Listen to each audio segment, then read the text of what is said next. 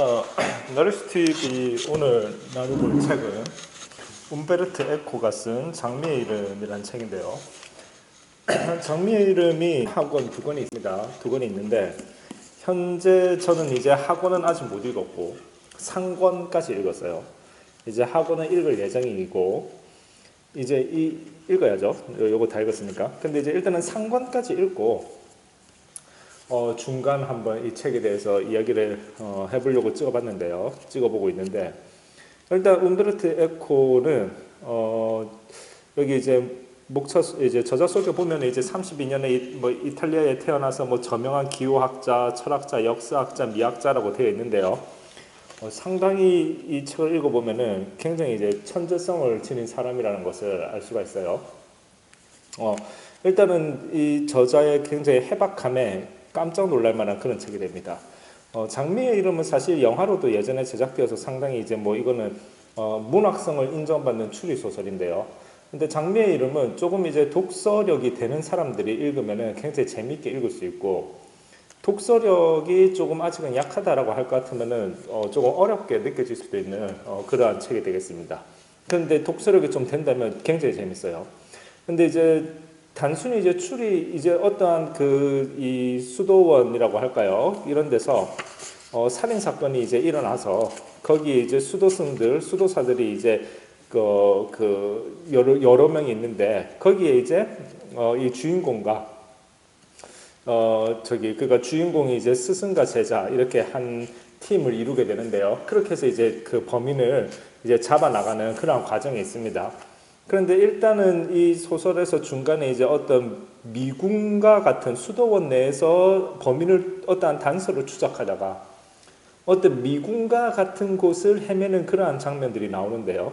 거기에서 이제 그 미궁을 헤매지 않기 위해서 나름의 방법을 이제 그 주인공이 그러니까 이제 추리를 해나가고 있는 그 이제 아까 스승과 제자라고 했는데 그 스승뻘 되는 그러한 이제 수도사라고 해야 되겠죠. 이 주인공이 그 어떤 추리를 이렇게 해내는 그러한 부분을 보았을 때, 그러니까 어떤 논리를 잡아 나가서 이 미궁을 풀어내는 그러한 아이디어를 내는 장면들, 그러한 부분들과 그 다음에 미궁 속을 헤매는 장면이 상당히 이제 묘사가 잘 되어 있고.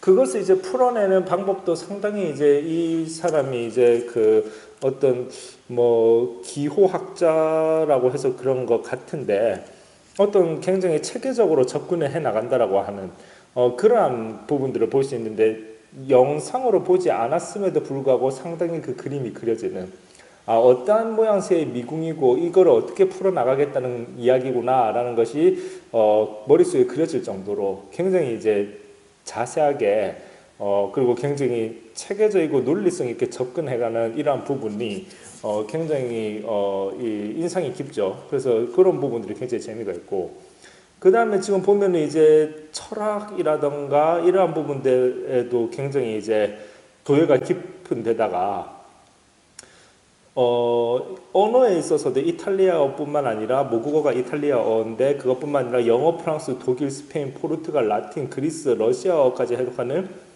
지독한 공부벌레이자 언어 천재라고 되어 있는데 그냥 천재죠, 천재.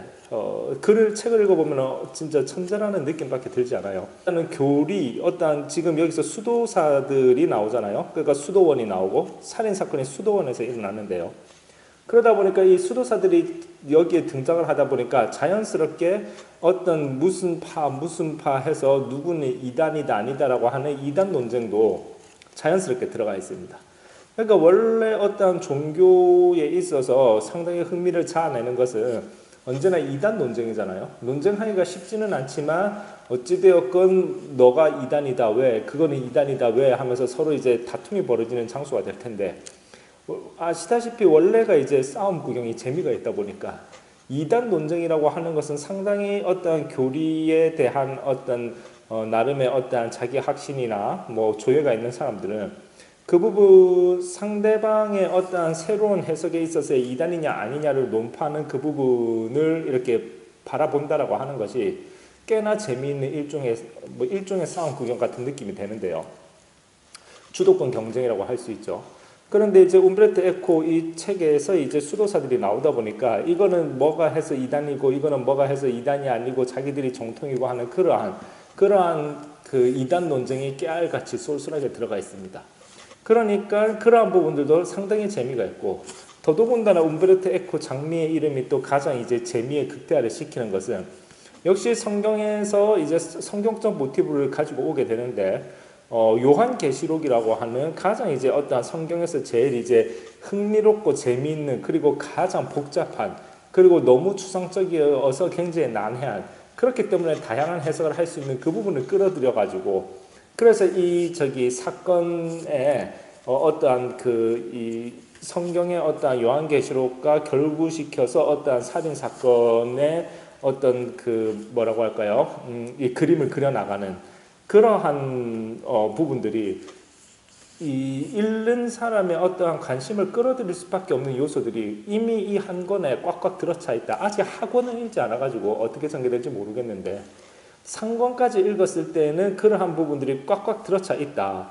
그러니까 재미있을 수밖에 없죠. 일단은 기호학이랄까 그러한 부분들을 전공한 사람이 미궁을 상상하면서 그 장면이 나오고, 그리고 어떠한 또 이 수도원에서 살인 사건이 일어나다 보니까 어떠한 그 수도사들끼리의 어떤 이단 논쟁들이 벌어지게 되고, 거기에 또 어떠한 살인 사건은 성경의 어떠한 요한계시록에서의 어떠한 여러 가지 이 말씀들을 어떠한 잘 이렇게 이 소설의 어떤 스토리 전개에 유효적절하게 끌어다 씀으로써 이것만 보아도 상당히 재미있을 수밖에 없는 그러한 요소들을 다 가지고 왔다. 그렇게 되는 거죠. 예전에 이제 보았던 어떤 공포 영화 중에 굉장히 흥행했던 게 오맨이라는 영화가 있었잖아요. 근데 이제 그 영화가 이제 옛날에 성경의 어떤 요한계시록을 끌어들여서 공포 영화화 시켜가지고 상당히 이슈가 되고 흡입력 있는 영화로서, 공포 영화로서 굉장히 흥행했던 영화가 있는데, 어떤 조금 이제 뭐랄까요? 어쨌든 어떤 교리라고 하는 부분들, 그러한 부분들을 끌어들여서 이렇게 좀 추리소설은 아무튼 미스테리한 어떠한 미스테리를 담고 있는 책이 될 것이고, 그러면 그 미스테리한 것 중에 가장 그야말로 미스테리한 것을 넣음으로써 그러면서 스토리를 전개시켜 나간다라고 하는 것은 쉽지 않은 어떠한 그 분야에 있어서의 해박함이 있어야 되겠죠. 해박함이 있어야 되는데, 그렇기 때문에 여간에서는 그렇게 쓰여진 스토리가 오히려 재미없기가 쉽지 않다라고 생각될 정도로 그런 흥미로운 부분들을 가득가득 담아서 꽉꽉 채워넣은 그러한 책이라고 볼 수 있는 것 같습니다.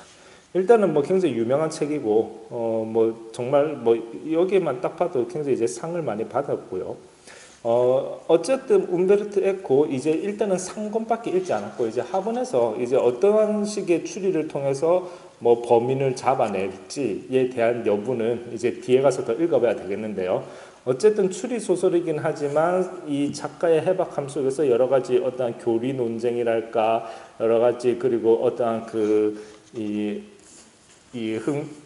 흥미로운 어떠한 성경에 있어서의 모티브랄까, 이런 부분들이 들어감으로써 이게 책을 조금 읽는다라고 생각하시는 분들에게는 이제 적극 추천하는 책이 될 거고요.